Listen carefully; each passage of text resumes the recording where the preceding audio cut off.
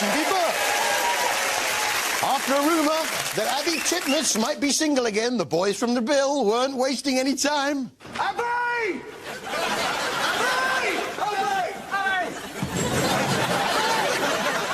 Billy Connolly prepares for his world tour. Well, it's back. I'm a celebrity, get me out of here. And let's have a look at some of the top names who are aiming to relaunch their careers. Paul Burrell, of course, the royal butler. Janet Street Porter off Live TV. Huggy Bear off Starsky and Hutch, yes. Natalie Appleton from All Saints, yes. Nancy Sorrell. Vic Reeves' wife, of course, yes. Anyone? Used to what? Used to sing with Travis. He used to sing with Travis. No, of course, the former bodyguard of Westlife, of course. No, I missed off Joe Pasquale. Here he is at home. That's about it, really. Those ornaments, what, is he still living with his nan? Eh? Natalie, though, eh? Here's a bit of Nat from early on in the week. Please, come and get it, please, somebody.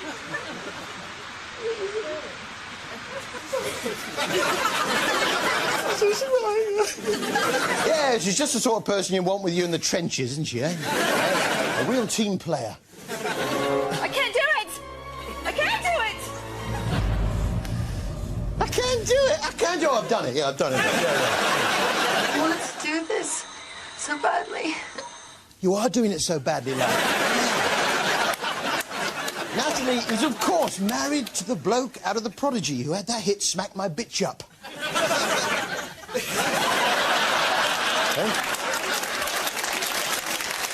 Paul Burrell, though, eh? Everyone wants to talk to him about Princess Di. The minute that Janet opened those floodgates, everybody wants to ask a question. But I don't really want to talk about that very much. It's not about... This isn't about the monarchy or anyone else. It's about Paul Burrell. I don't want to talk about it. I don't want to talk about it. Oh, very well. My Princess Diana stories are £50 each. Yeah. My Charlie stories, they start at 25. I've got some lovely ones about the princes. They're £12 a piece. Or if you're a bit short, I could dish the dirt on Lord Freddie Windsor for £5. And another thing, where did he get those muscles? It's from carting all that stuff up into the loft. Hey? It's the cops. Quick, everything back up into the loft. Maria, get that frock off. Give it to me. I like the way they just referred to Antonio Fargas as Huggy. Like he's done nothing since 1978. I'd like to see nicknames for all the celebrities. Yeah, well, we've got some here, look. There's Huggy. There he is. We've got Janet Street Porter, of course, we call Gobby. There's Brian, look. Druggy. Joe Pasquale, Squeaky. There's Nancy Sorrell, of course, Wifey. There's Natalie, Baby. Paul Burrell, we call Traitor.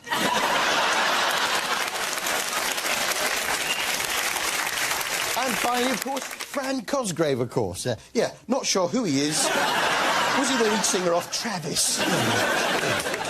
But, oh. Isn't it weird when your house turns into a barbershop quartet, though, eh? Of course not, no. This was Chubby Chasers on ITV1, where we learnt for the first time about BBWs, or Big Beautiful Women. How do you go about getting so big? Well, for some, it's the glands. For others, it's the pizza. Hey, who ordered the A3 pizza? Doesn't come in a box. Comes in his own suitcase. But what of the Chubby Chasers themselves? Well, there is a burgeoning group of men who love the bigger lady. Well, I say men. He only looks about 12, look. Hey? In her life, she realised that her body... He's going out with his mum. Mum, can I go to the toilet? But what the programme really taught us was it's fine to be big. Take Tracy.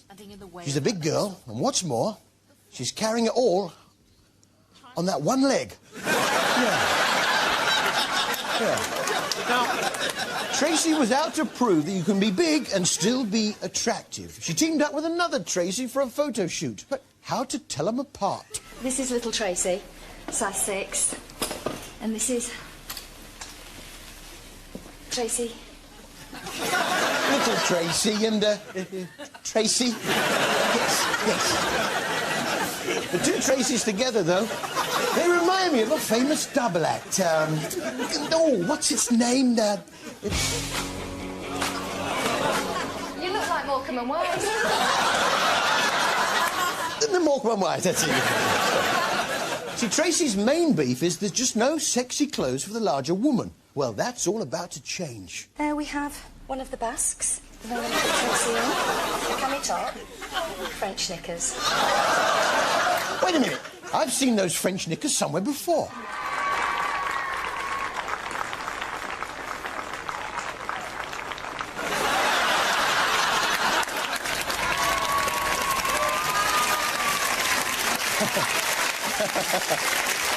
After the success of Little Britain, Brian Sewell jumped on the bandwagon.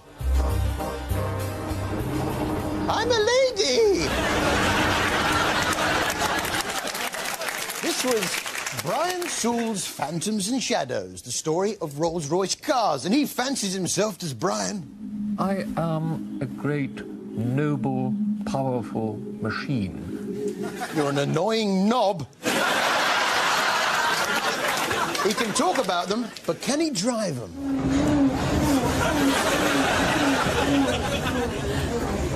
Yeah, you failed on two things. First was your clutch control, and second, you're an annoying knob. With a little help off of my friends now, and last week it was the turn of Kerry McFadden. Kerry's task was to build a children's playground at Alder-Hay Hospital. Welcome to Alder-Hay Hospital. You can't treat people there, it's a building site. Get your priorities right. Before you start building the playground, maybe you should put up a couple of wards. Kerry and her old school chums get to work on building a sensory garden. Sensory garden? What's that exactly? Sensory garden is just when you can go outside, sit and chill out somewhere, got different smells around you, different surfaces. Like there, you've got pavement, haven't you? Like paving slabs.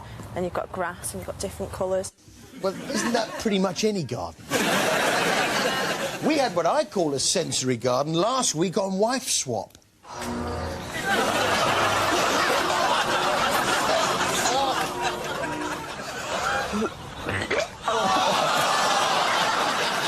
Wife Swap USA. Wait a minute. What's this? They take the format of the great British show Wife Swap, winner of the Best Factual Show at the National TV Awards.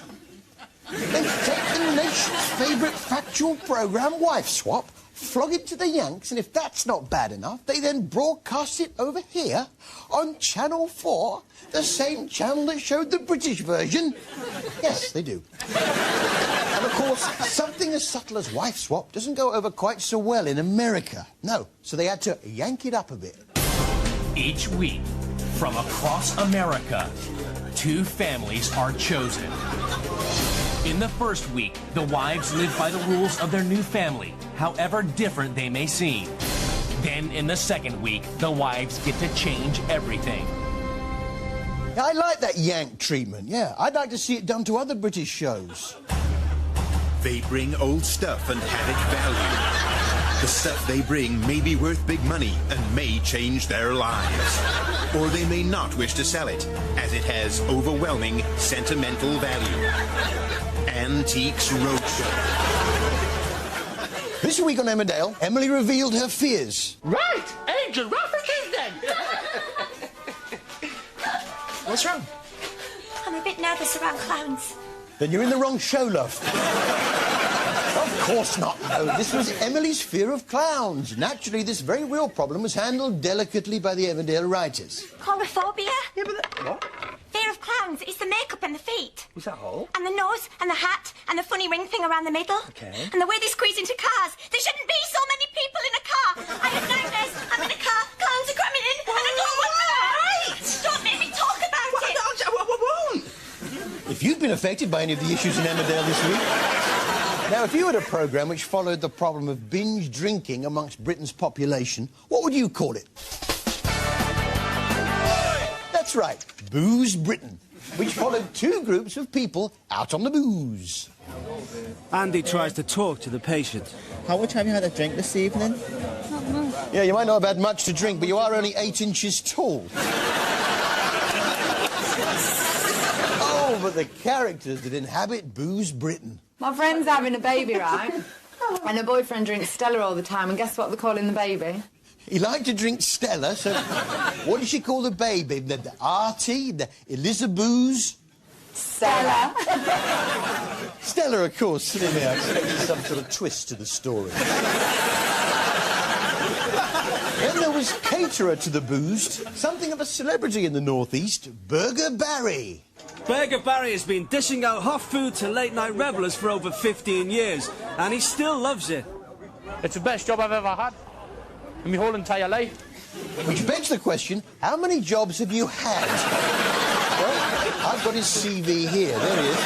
Name Burger Barry, previous employment, Northeast Water Board, job description, sieving raw sewage by hand. I bet he's got some stories, though, old Barry. A few weeks ago, a kid come up and went, can I have a hot dog, mate? I went, aye. He turned around and he says, well, I want it to come out either side of the bun. And I went, you get what you're giving me? I says, 150. He says, I'm not paying that, so I slapped it in his face. The search for a new Peter Ustinov is over. It's Burger Barry! Shall we see who is in my green room tonight? Why don't we? It's a fantastic lineup. You know, I kick him up the other way. He says, I want a hot dog, mate. He says, I turned around, he said, they want it sticking out either side of bun. I said, you get what you're giving us, £1.50. He says, I'm not paying that. I'll slap in his face.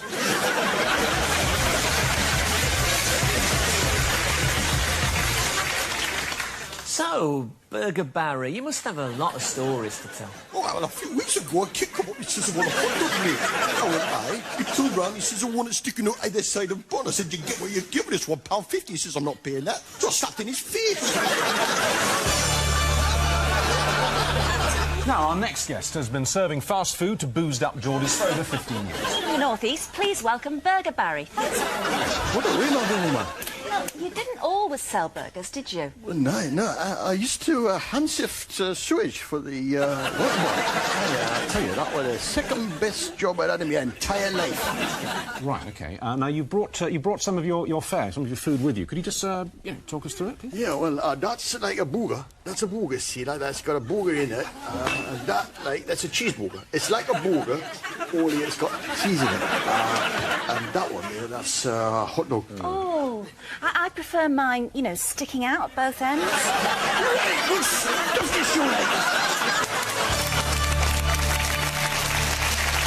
You know, thinking back to chubby chasers, who was more attractive, Little Tracy or Tracy? There's only one way to find out. A fire!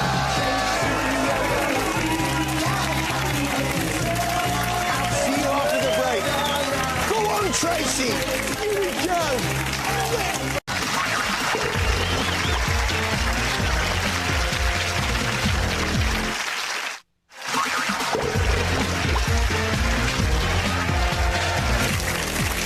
Welcome back. It finally dawns on EastEnders that they've got a problem. It's not getting any better. It's getting worse. And if you were wondering what happened to Anne Robinson's old face, Sharon Watts has got it. Julie offered us his Bruce Forsyth impression. You've done the right thing, Miller boy, the right thing you have done. You've done the right thing, Miller boy, the right thing you have done. Is it me, or is Bruce Forsyth looking more and more like Basil Brush? Boom, boom. Which brings us to our TV Expert of the Week. TV Expert of the Week. And there it goes, slash over. Anybody in there right now is dead.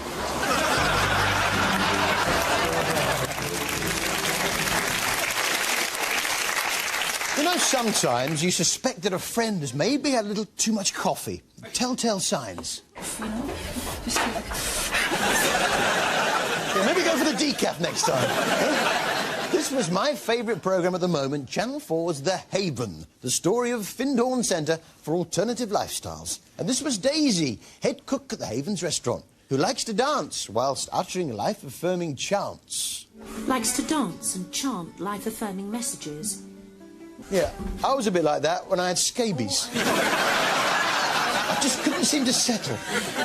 Down at Findhorn, they've got a sort of theme park. And we also have a little place just in the back over there called Placenta Park.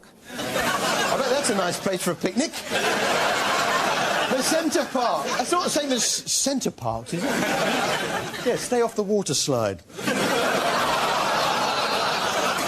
Violence of all kinds is discouraged at Findhorn. You can't even put down a mousetrap. I have developed a mousetrap. What happens is, the mouse walks up there, goes in there, peanut butter on the end here, goes up there, falls in, and falls in there. Water for it, nuts, and bedding. Yeah, good luck with that. But he does catch a mouse in it. It lived for quite a long time. No, it lived for half a day. And then it died. And then it died. Yeah. We think that was because he didn't have any bedding at that time. Yeah, he died from lack of bedding, yes. In some ways, it seems suddenly even more inhumane than a regular trap. No, at least they don't suffer. Unlike his mouse, lands in the plastic container, thinks, first job, go to bed. He changes into his little pyjamas, he brushes his teeth, he looks round for his bedding. Nothing, not even a little piece of straw or shredded paper. He lies down, he puts his little paws under his head as a pillow and cries himself to death. So, I've got hold of the Findhorn Mousetrap Mark II. Here it is. This is the Mark II, right?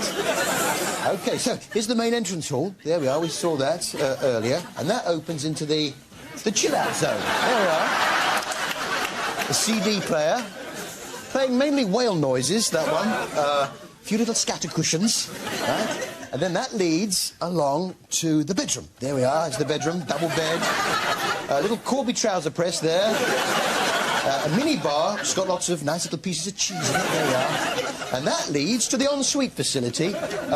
And there's that. Oh, what's this? A mouse committed suicide and pinned to his chest a tiny note. What's it say? Yeah, let's have a look. I had to end it all. The reason, no tea and coffee making facilities in the room.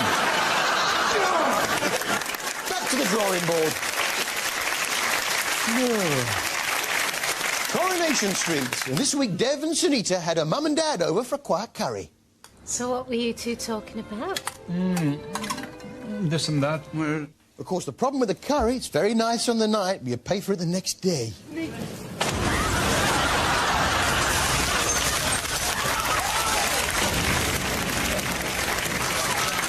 Of course not. This was Maya's revenge. All 7 shops blown up, and they all happen in the same way.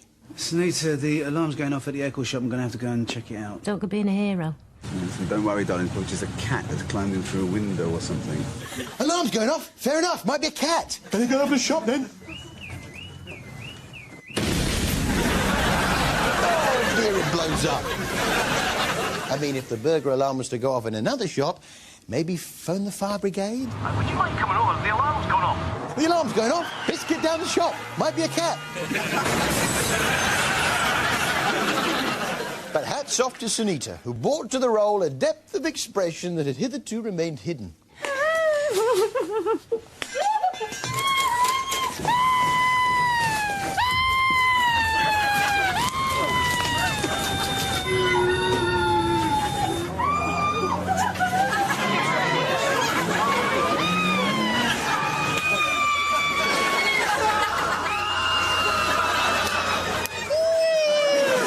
What's that, Sunita?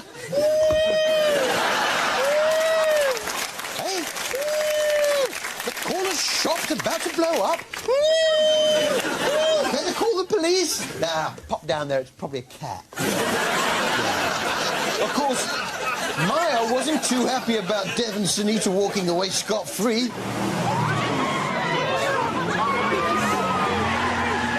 Whoops!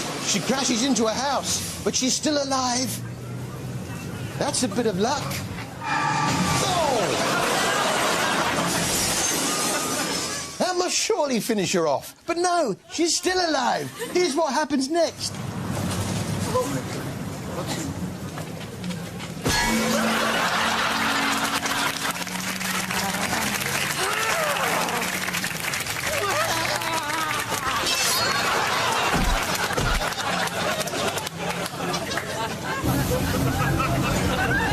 She won't die!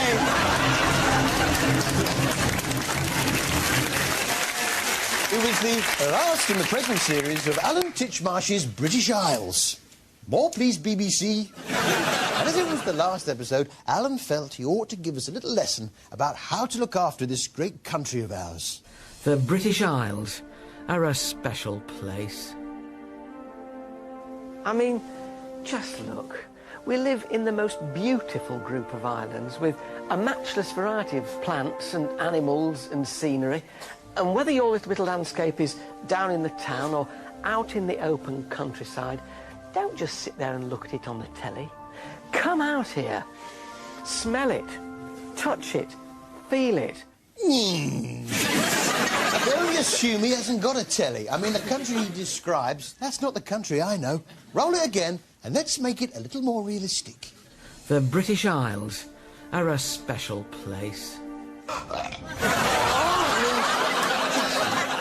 We live in the most beautiful group of islands with a matchless variety of plants and animals and scenery. And whether your little landscape is down in the town or out in the open countryside, don't just sit there and look at it on the telly. Come out here. Smell it. Touch it.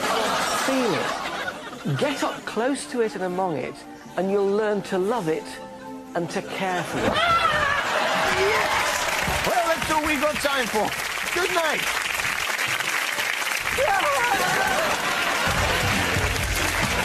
Next year on ITV1, former jungle mate Jordan needs some help, and I think there's a high possibility Peter Andre's involved.